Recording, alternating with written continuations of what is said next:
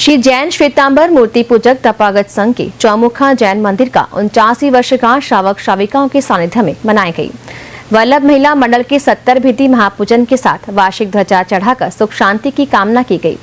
संवत 2072 माघ शुक्ला 10वीं शनिवार 13 दिसंबर 1975 को रत्नप्रभ धर्मक्रिया भवन से आचार्य सुशील सूरी महाराज द्वारा श्री शाश्वत जैन समोवसरण ऋषभ चंद्रानंद वारिशेन वर्धमान चौमुखा जिन प्रतिमाओं की महोत्सव के साथ प्रतिष्ठा विधि विधान के साथ करवाई गई थी। ये मारवाड़ तपागत संघ की पुरानी पीढ़ी से मानी जाती है।